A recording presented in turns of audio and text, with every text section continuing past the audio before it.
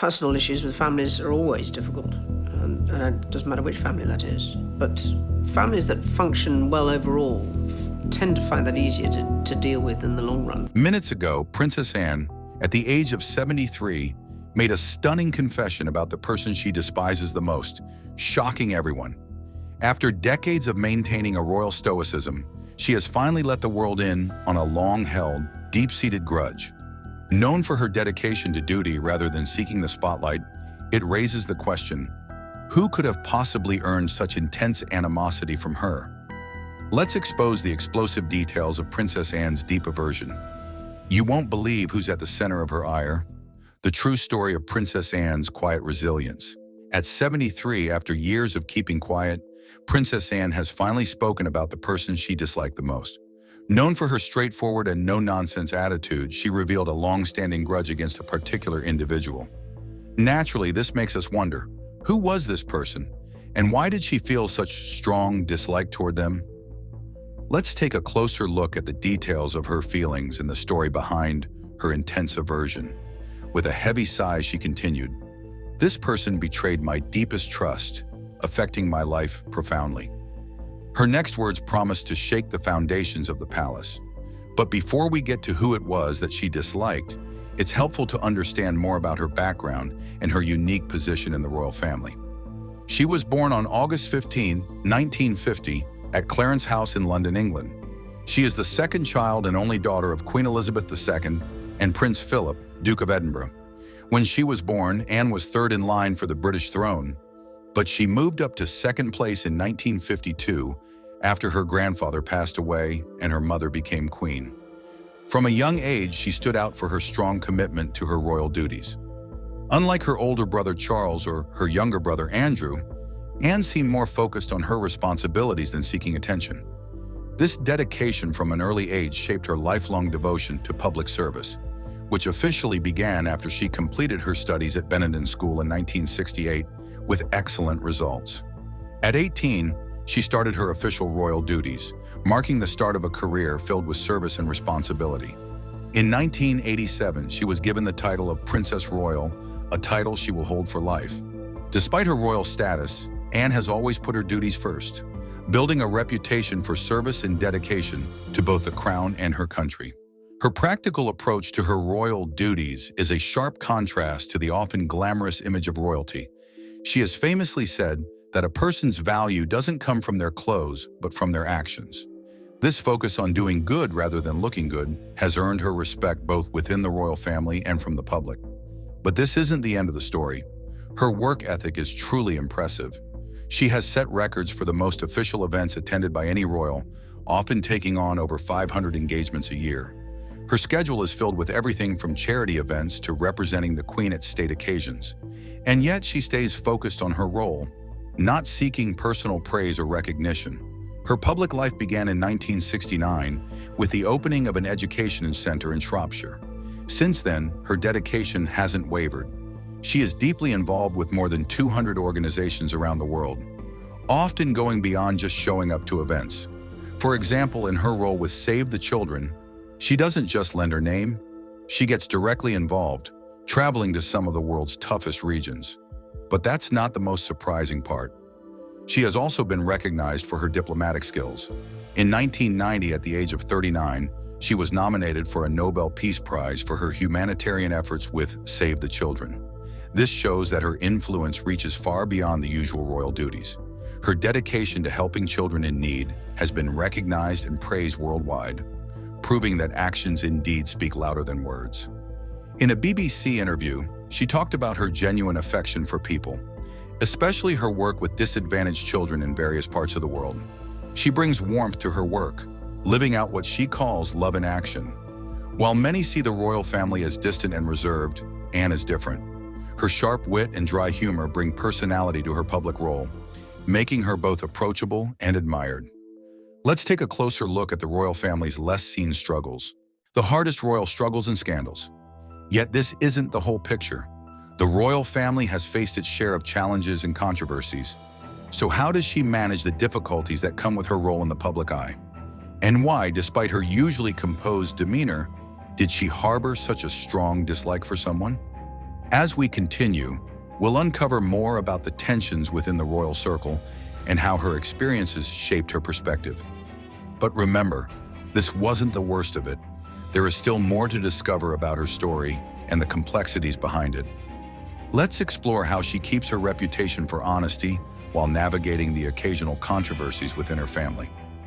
Looking at how she stays true to herself, even when scandals pop up around her relatives, gives us an interesting peek into royal life.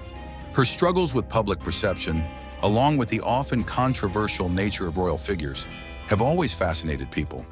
Every move a royal makes is watched closely, from news articles to social media comments. Ever wondered why some royals seem to spark more drama than others? You might be surprised by one key reason. The public image of royals like her is shaped by their personal choices, how the media portrays them, and what society expects from them. Even those born into noble families with fancy titles have faced public criticism and scandal. Different events, like public arguments, divorces, and controversial remarks, can really change how the public sees them. Royals must balance their private desires with their duty to a centuries-old institution, which is no easy task. Anne stands out as someone who handles these challenges with strong determination. Her courage was especially clear in 1974, when she was only 23. After attending a charity event, she and her first husband, Captain Mark Phillips, were caught in a life-threatening situation. Their car was attacked by Ian Ball, who tried to kidnap her for a ransom of £2 million. Ball shot her driver and a brave reporter who tried to help. But here's the surprising part. During the ordeal, she famously replied, "Not bloody likely," showing her remarkable ability to stay calm under pressure. This moment revealed her strong commitment to protecting her family, especially her nephews, Princes William and Harry. But this wasn't the hardest part. Her feelings towards her nephew, Prince Harry, and Meghan's relationship have been even more complex. Now let's shift our focus to Meghan Markle, the often discussed Duchess of Sussex. Meghan's journey began long before she became a part of the royal family. Known for her role in the TV show Suits and her humanitarian efforts, her romance with Prince Harry seemed like a modern fairy tale challenging the traditional ways of the British monarchy. As the first mixed-race woman to join the royal family, Meghan represented change and acceptance. But soon after, this seemingly perfect story hit some rough patches. The biggest problems arose with Meghan's new royal relatives, which eventually led to the couple stepping back from their royal roles in early 2020. The media called it Megxit, sparking debates about the future of the monarchy. When they got engaged, Meghan was excited to embrace her new role, ready to leave behind her acting career and fully immerse herself in British life. She wanted to connect with people and support various causes. In an interview, Meghan expressed her eagerness to engage with different communities and champion local organizations. She talked about her lifelong dedication to social causes and admitted she didn't know much about Prince Harry beforehand, relying on what he told her. She never saw their relationship as a fairy tale, but soon realized the difference between her expectations and the harsh realities of royal life. At first, her respect for the Queen helped her settle into her new duties, but soon the pressure became overwhelming. In hindsight, Meghan felt relieved that she didn't know too much about the royal family beforehand. It might have made her even more anxious. Next, we explore deeper doubts and disagreements within the palace, the tensions behind Meghan Markle's departure. But here's where it gets even more interesting. Princess Anne had doubts about Meghan from the beginning, much like her father, Prince Philip. Her skepticism was evident at several public events, including Harry and Meghan's wedding, where her expressions seemed to show her concerns. Despite Meghan's initial charm, her American background and career as an actress were very different from the traditional royal ways. The gossip and media coverage only added to the tension. At Prince Philip's funeral in April 2021, her discomfort was clear again. Meghan, who was pregnant with her daughter Lilibet and couldn't attend, left the royal family quietly relieved, hoping to avoid any additional drama. But this wasn't the only tricky situation for the royal family. There's always another challenge just around the corner. The media's focus on the royal family grew much stronger after Meghan Markle made serious claims about unfair treatment and racism during her interview with Oprah Winfrey. In this discussion, Meghan spoke about feeling isolated and unsupported by the royal institution, and revealed disturbing conversations about her son's skin color. These statements triggered global conversations about race, mental health, and the hidden pressures of royal life. From the beginning, she was skeptical about Meghan's ability to fit into royal life, a view that now seems quite accurate. Neil Sean, a royal expert, mentioned that she had advised Meghan to see her royal role as a duty, not an opportunity for fame, something that surprised Meghan. She stressed that being a royal involves constant dedication, readiness, and involvement in charity work. Her concerns about Meghan's commitment were also echoed by Lady Colin Campbell, who noted that she had warned Harry about marrying Meghan. She was worried about Meghan's personality traits and self-centered nature, which added another layer to the royal family's already complicated story. After the Queen's death, Harry and Meghan joined William and Catherine for a brief and tense public appearance outside Windsor Castle in September 2022. While they appeared united, body language experts noticed clear signs of tension among them. The impact of Harry and Meghan's interview with Oprah further highlighted the complicated relationships within the royal family, including those with her. Meghan Markle's time in the British royal family has been far from simple, continually sparking debates about tradition, identity, and the changing role of the monarchy today. But Meghan wasn't the only one who had a difficult relationship with her. She also had disagreements with other royals, including Princess Diana. The tension between the reserved her and the beloved Princess Diana, often called the People's Princess, came from their different personalities and approaches to their royal duties. Diana won hearts worldwide with her kindness, empathy, and relaxed nature, gaining fame after she married Prince Charles in 1981. This marriage launched Diana into international stardom, making her a cherished figure. She was not only seen as a symbol of beauty, but also as someone deeply compassionate and dedicated to social causes. She raised awareness about HIV/AIDS and campaigned against landmines, becoming a humanitarian icon and connecting with people from all walks of life, which helped shape her image as an approachable royal. But this wasn't the end of the story. Despite her positive public image, Diana's relationships within the palace, particularly with her, were often strained. They had little in common. Diana was charismatic and drew media attention effortlessly, while she was more serious and focused on traditional royal duties. She often criticized her modern fashion choices and her comfort in the media spotlight, which she thought was not suitable for royalty. Diana had a unique way of using media attention to promote her charitable activities, which she found troubling. She believed in the monarchy's traditional, reserved way of interacting with the public and disapproved of what she saw as self-promotion. Now let's see how personal and duty clashed for the royals. The shocking feuds. The tension between them was often reported, with sources saying she found it hard to understand her modern approach to royal responsibilities. And this tension grew even more after she became a mother.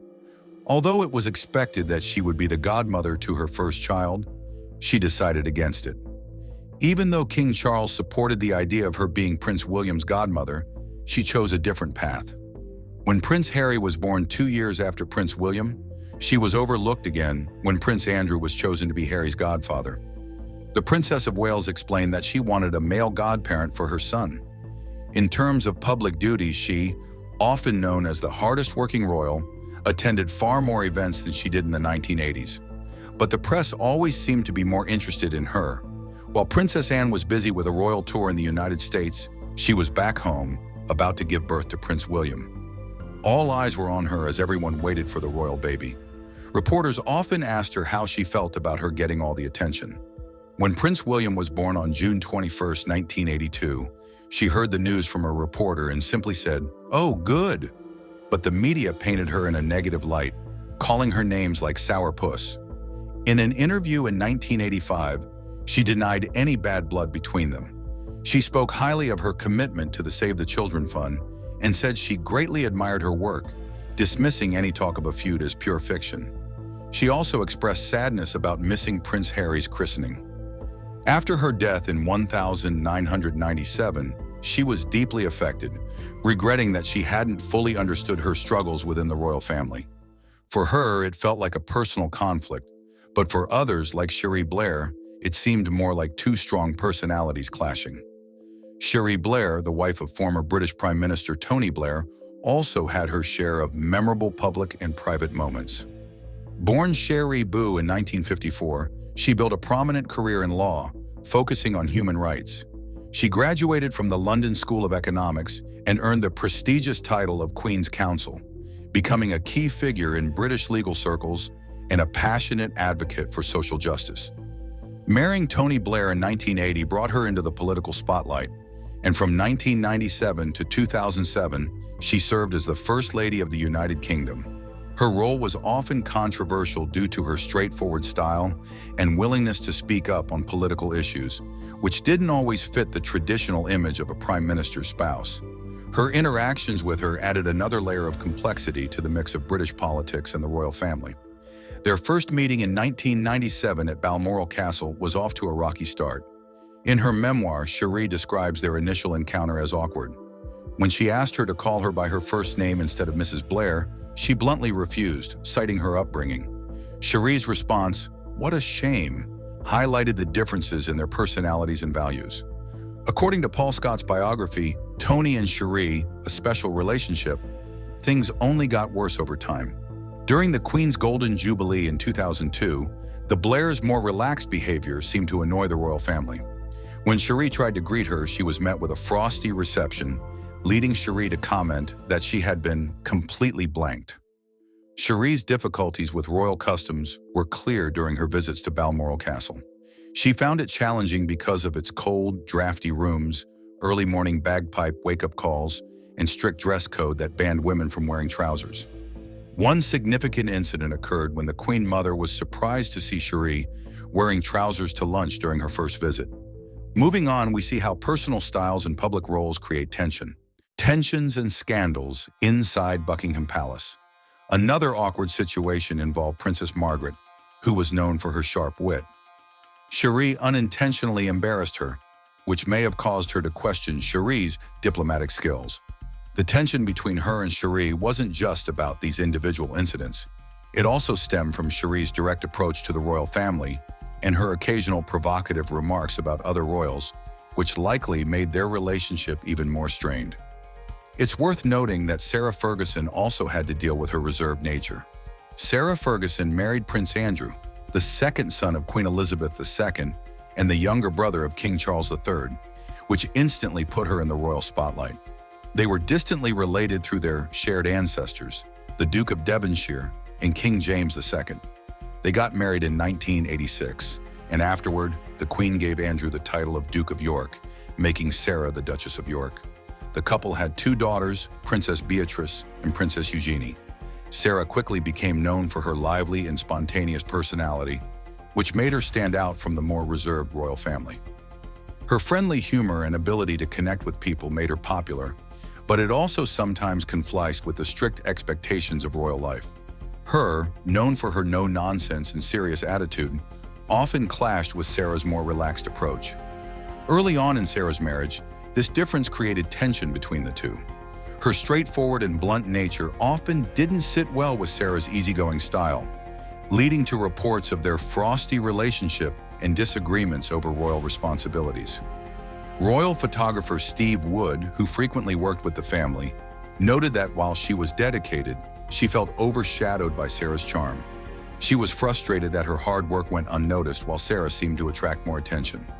At one point, she openly expressed her annoyance about not receiving as much media coverage as Sarah. But this wasn't the worst part. The rift between Sarah and her grew wider when Sarah became the subject of several media scandals. Unlike the discreet her, Sarah often found herself in the middle of public controversies, whether due to her mistakes, financial problems, or questionable business decisions. This only widened the gap between her and Sarah, who placed a high value on protecting the monarchy's reputation. On top of all this, Sarah faced difficulties in her marriage to Prince Andrew. At first, they were seen as a happy couple, but Sarah later revealed that they were together for only 40 days each year during their first 5 years of marriage. By 1991, things were getting tense as Sarah struggled with royal duties and her close friendship with a Texan millionaire, Steve Wyatt, which drew a lot of media attention and caused scandalous headlines. In 1992, Sarah and Andrew announced their separation, which was finalized in March. After they split, Sarah moved out of the royal residence to Renda Lodge in Surrey, and the Queen declared that she would not pay off Sarah's debts. Then came a major scandal in August 1992, when the Daily Mirror published photos of Sarah with an American businessman, John Bryan, in compromising positions. These photos caused a lot of public embarrassment and hurt her reputation. Even though a French magazine was fined for spreading the images, the damage to Sarah's image was already done. By 1993, there were rumors of a possible reconciliation, but the separation between Sarah and Andrew became official. Things took another downturn when Princess Margaret, Andrew's aunt, criticized Sarah for bringing shame to the family. Finally, in 1996, Sarah and Andrew divorced, bringing an end to their troubled marriage. After the divorce, Sarah struggled with money. Initially, she was reported to be receiving £115,000 a year. However, it was later revealed that she actually received £350,000 in cash and £500,000 from the Queen for a house, along with a generous monthly allowance that increased to £500,000 by 2010. Despite their divorce, Sarah Ferguson and Prince Andrew have continued to maintain a close and unique living arrangement for over 30 years. What do you think about Sarah and Andrew's unusual post-divorce relationship? Leave your thoughts in the comments and don't forget to like and subscribe for more.